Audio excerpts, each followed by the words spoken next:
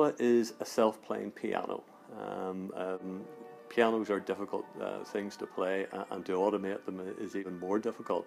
But it's something they strive to do ever since the piano was really first invented, really, which was around about the 1700s. This particular type of one, which wheels up to any piano, called a push-up, really came out about 1898. And this one is one of the very first ever produced, 1899. The idea was to try and get them to play exactly like a concert pianist would.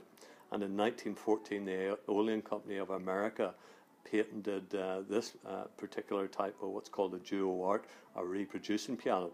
And for the first time ever, they were able to have a concert pianist like Rachmaninoff or George Gershwin come into their studios. He would sit down, play a piano, and immediately it would punch a roll out next door. They had been able to do that for a number of years, but the difference now being was this roll was able to record the dynamics. In other words, how hard was he playing each note and each chord, and how he was doing crescendos, decrescendos, and operating the two pedals, the soft and the loud.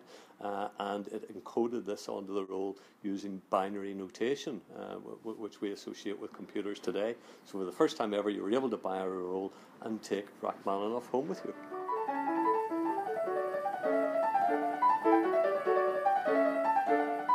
About 25 years ago, I attended an auction quite by accident, and there was a pianola for sale at it.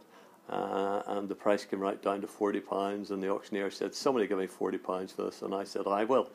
And to great my surprise and my wife's surprise, and that's what started it off. Literally, I took it home, and that Saturday I took the covers off it, and I never looked back, and I was up to doing 18 hours a day sometimes.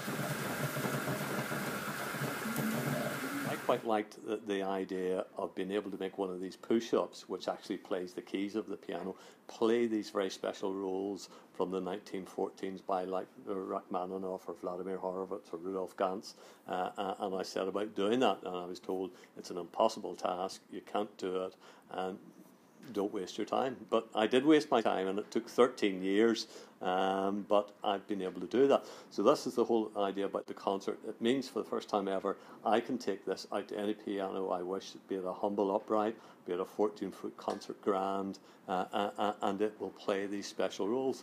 And that's why I've called it the first in the world.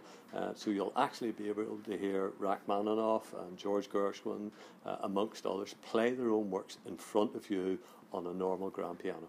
It is a real first around the world, but especially for Northern Ireland, to show that if you love something, you can do it.